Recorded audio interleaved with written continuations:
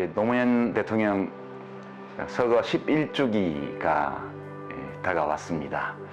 그런데 다 아시는 것처럼 지금 코로나19 확산 때문에 우리 재단도 또 이번 추도 행사도 질병관리본부의 지침을 준수해야 합니다. 최소 인원만 참석하는 작은 규모로 하려고 합니다. 우리 노무현 재단 유튜브를 통해서 생중계할 예정이오니 몸은 각자의 생활 현장에 두시고 마음만 모아주시기를 다시 한번 간곡히 부탁드립니다.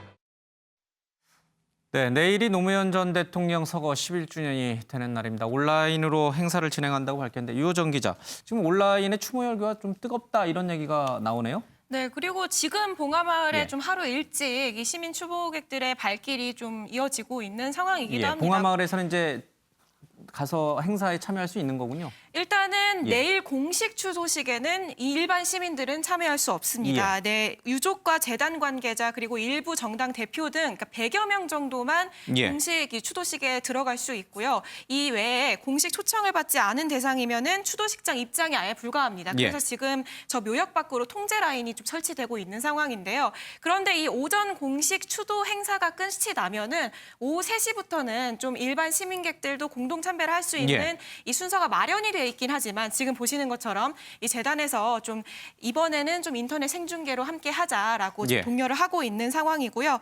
내일 좀 여권 관계자들이 모두 다 출동한다 이런 기사들도 지금 나오고 있는 상황입니다. 예, 민주당에서도 뭔가 성명이 나왔나요? 그렇습니다. 민주당은 노무현 정신으로 국민통합과 권력기관 개혁을 이루겠다 이렇게 다짐을 했고요. 오늘 아침에 이제 김태년 원내대표가 노무현 전 대통령은 평생 분열과 대립의 정치에 맞서 싸웠다. 그 미완의 도전을 민주당이 바통을 이어받았다면서 국민 통합 실현을 위해서 전력하겠다 이렇게 밝혔습니다. 글쎄요, 뭐 사람마다 평가하는 건 다르겠습니다만은 지금 문재인 정부 들어서서 3년이 지난 이 시점에 이제 친노의 이미지는 많이 사라지고 친문의 이미지가 민주당을 장악하고 있다. 이제 이런 얘기들 많이 하잖아요. 친노와 친문도 이제 갈라졌다 이런 얘기를 하는데 실제로 좀 이 추도식 11주기 추도식은 어떤 의미가 있을지 모르겠어요, 민주당에는. 저는 이제 노무현 대통령이 이제 당시에 계실 때 이렇게 보면 사실은 그때 사실 여당 내부에서도 많은 공격을 받았습니다. 또 지지자들한테도 많은 공격을 받았어요. 근데 지금 놓고 보면 노무현 대통령이 하셨던 한미 FTA 문제라든지 또 파병이라든지 그런 등등을 보면 결국 노무현 대통령 때문에 한 것 아닌가라는 생각이 듭니다. 왜냐하면 결국 지지층들은 반발하고 했지만 결국 국익을 위해서라면 본인이 직접 설득하고 본인이 또 밀고 나갔던. 물론 그 결과로는 보면 집권 후반기에는 많은 지지도가 떨어졌었죠. 노조라든지 아니면 농민이라든지 이런 전통적 지지층을 잃어버렸죠. 그렇습니다. 이제 그런데 지금 와서 놓고 보면 결국 노무현 대통령이 하셨던 문제가 지금 와서 보면 다 옳은 일이었어요. 이제 그건 결국은 이제 어떤 면에서 국가의 미래를 보고 이제 하신 일 아니겠습니까? 저는 그렇게 봅니다. 지금의 노무현 정신을 개성하는 게 당장은 어떤 면에서 보면 저 인기 얻어지는 이야기는 없어요.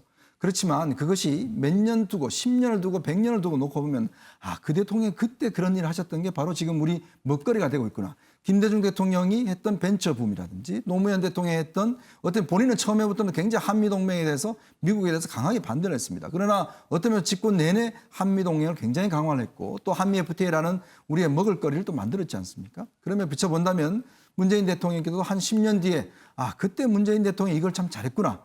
저는 그런 어떤 정신을 좀 이어받아야 되지 않을까라는 그런 생각입니다. 이명박 박근혜 전 대통령 사면 얘기가 나오는데 그게 지금 이현정 의원이 말씀하신 그런 거에 해당될지 모르겠습니다. 어쨌든 문 대통령은 더 이상 임기 중에는 이제 추도식에 가지 않겠다고 말씀하셨잖아요. 어떻게 계승정을 할 것인지 그건 이제 나름의 방식이 있겠죠. 그렇죠. 뭐 문재인 대통령이야말로 정말 노무현 대통령의 절친 중의 절친이었잖아요. 그러니까 노무현 정신을 누구보다 잘 이해하고 있고 어떻게 하는 것이 노무현 정신을 개성하는 건지 그 방법론에서도 누구보다 잘 알고 계신 분이니까 본인이 풀어가는 모습으로 보여줄 거라고 생각을 하고요. 제가 생각할 때 이제 노무현 대통령이 서거하신 지 11년이 지난 이 시점까지 정말 많은 이들이 노무현 대통령을 그리워하는 것은 우리가 왜 부모님 살아계실 때 부모님께 못 해드리면 부모님 돌아가시면 정말 죄송스럽고 그립고 그러잖아요. 노무현 대통령에 대한 마음도 그런 것 같아요. 우리가 그의 마음을 몰라줬다. 우리가 그를 상처 입히게 만들었고 그를 지켜주지 못했다. 그런 미안함과 그리움이 공존하는 그런 마음이 아닌가 생각을 합니다. 근데 일각에서는 이제 사실은 뭔가 좀 이제 통합의 정치를 이제 구현을 해야 되기 때문에 이렇게 노무현 전 대통령의 이런 추도식이나 이런 것들이 매년 이렇게 크게 부각되는 게 결코 바람직한 건 아니다 이런 목소리도 분명히 있는 것 또 같아요. 조용한 형태로 치러지는 것도 바람직하다고 얘기하는 목소리들이 나오고 있고요. 예. 또 앞서 이제 잠깐 이명박 대통령과 박근혜 전 대통령의 이제 사면 얘기 예. 어제 이제 문희상 국회의장이 얘기를 했었죠. 예. 근데 이건 지금 현실적으로 불가능해요. 이분들은 판결이 재판 안 중이에요. 나왔어요. 예. 네. 판결이 나와야 뭐 사면을 하든 예. 어떤 액션을 취할 수 있는 거기 때문에 좀 앞서간 이야기가 아닌가 생각합니다. 예.